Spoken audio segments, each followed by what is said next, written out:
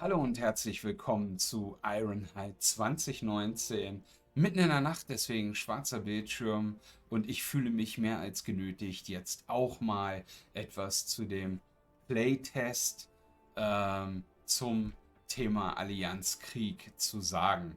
Jeder fühlt sich ja momentan dazu berufen, ein Video hierzu zu veröffentlichen. Ich für meinen Teil versuche mich dabei auf die tatsächlichen Fakten zu beziehen und wünsche euch viel Spaß im Video.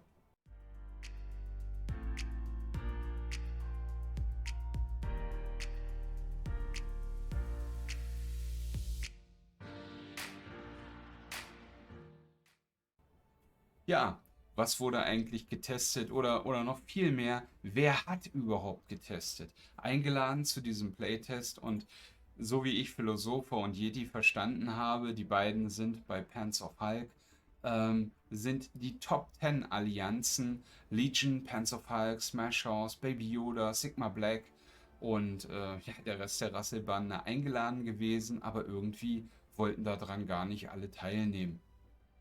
Okay, also das sind die Leute, die auch wirklich eine Aussage dazu treffen können, ähm, was wurde einem da geboten, was wurde einem da gezeigt. Ja, was war's? Man kann zwei zusätzliche Slots kaufen, wenn man seinen Raum halt verteidigen möchte. Sprich, rechte, linke Seite hat anstatt 8 Teams in der Verteidigung 10 Teams in der Verteidigung. Und womit kauft man das gute zusätzliche Verteidigungsteam? Mit kostbarer StarkTech-Währung. Das ist die Währung, die ihr jeden Tag erhalten könnt, wenn ihr brav eure Spenden abgebt. Und ich weiß gar nicht, ob es noch andere Möglichkeiten gibt. Das reiche ich danach.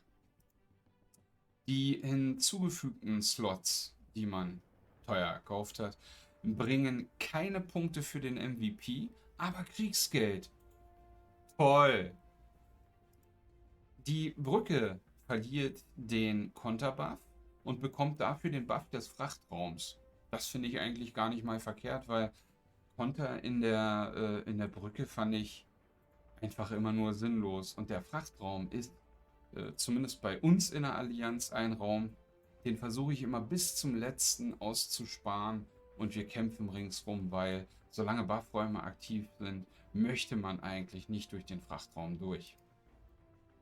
Der Frachtraum verliert den Buff für alle Bonus und erhält dafür einen 20% für alle kriegsbereiten Charaktere Bonus.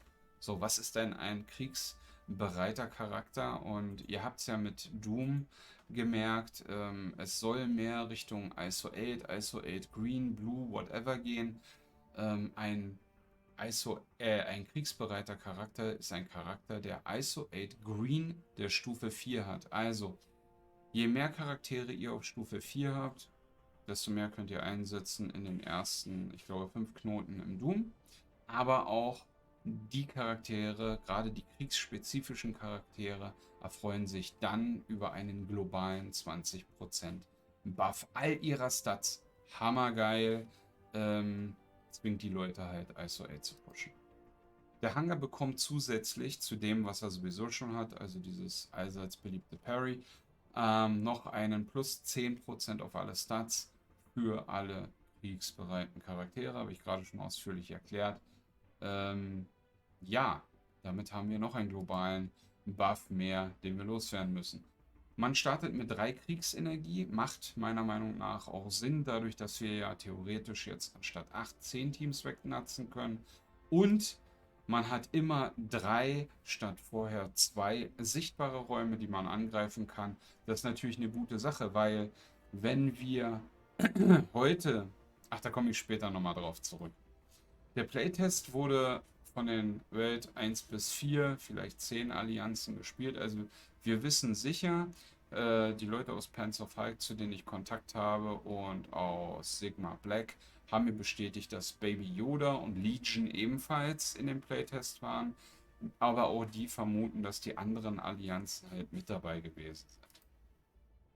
Das Feedback der Leute, die getestet haben, das war ein Philosopher, das war ein Yeti, das war Barack Obama, der Leader vom Sigma-Verbund. Die haben Scopely das Feedback gegeben, dass der Krieg eigentlich totaler Schrott ist, wenn die das so machen. Warum? Man muss eigentlich die Screentime massiv erhöhen. Also es ist ja jetzt schon so, dass es kriegsaktive Allianzen gibt, die da richtig Spaß dran haben und die das super finden. Die stellen sich auch mitten in der Nacht einen Wecker, immer dann, wenn eine Energie reintickt, und machen dann noch schnell ihre Angriffe mit 24 Spielern, dass auch nach wenigen Stunden dann der Full Clear da ist. Der Full Clear würde sich jetzt halt massiv rauszögern und man braucht, das kann man sich ja ganz gut ausrechnen. Also aktuell braucht 96 Angriffe, um alle Buffräume plus die Sicherheit zu clearen. Jetzt kommt halt ein bisschen was dazu. Mensch, da braucht man nur 140 Angriffe, um in Richtung Full Clear vernünftig gehen zu können. Das heißt, mehr Angriffe sind mehr Zeit. Die Energieticks werden halt umso wichtiger und man braucht viel mehr Spieler am Start, während man jetzt vielleicht losgelegt hat im War mit optimalerweise 18 bis 20 Spielern. Ja, also ich denke schon, dass der ein oder andere Leader jetzt massiven Wert darauf legen wird, dass alle 24 Spieler von Anfang an mit dabei sind. Und ich glaube, das ist extrem familienunfreundlich. Ich weiß nicht, wie es euch geht. Ihr könnt es ja gerne in die Kommentare schreiben. Ich persönlich bin berufstätig, zum Teil 10 oder mehr Stunden, jeden Tag in der Woche bis auf Sonntag. Ich habe eine Familie, ihr kennt meine Frau, wir haben eine kleine Tochter. Das ist dann der Punkt, wo ich tatsächlich sage, das kann ich nicht nebenbei daddeln, wenn ich mal eine Pause mache oder gerade ungestört bin, Locus oder wo auch immer ihr spielt. Das ist dann tatsächlich so, meine Screentime muss noch höher werden und ich glaube, das ist für mich persönlich, und so haben es die anderen halt auch gemeldet, absolut inakzeptabel. So, warum fühlte ich mich jetzt genötigt, euch den Inhalt genauso wiederzugeben wie auch andere Streamer? Weil mir vielleicht eine Information mehr vorliegt als dem einen oder anderen, denn ich weiß, dass Sigma Black Leader Barack Obama, der hat alles komplett aufgeschlüsselt in einer wunderschönen Tabelle, wo drin steht, was es noch für signifikante Änderungen gab in diesem Playtest. Und ich kenne die Rückmeldung und ich kenne die Rückmeldung zur Rückmeldung. Tada! Und zwar ist die Rückmeldung: Philosopher wollte es auch in einem seiner Videos erwähnen. Er ist bei POH, Barack Obama, macht jetzt nicht so unendlich viele Videos, aber auch der wird es nochmal schreiben. Die Devs haben bereits bestätigt, dass all das, was die Playtester dort erfahren haben, einfach nur ein Worst-Case-Szenario war und auch um auszuloten, was ist möglich von der Spielmechanik her. Also die Rückmeldung ist, alles das, was hier in der Liste aufgelistet ist, soll nicht so kommen. Weil, also das versteht auch Scopely, damit verlieren die sehr, sehr viele Spieler, die vorher sehr, sehr gerne den Krieg gespielt haben. Also ich hoffe, wenn ihr jetzt andere Videos hierzu seht und vielleicht Puls kriegt ohne Ende, das war nichts anderes als ein Early Alpha Test, der für niemand anderen bestimmt gewesen ist, außer für die Allianzen, die hierzu eingeladen waren.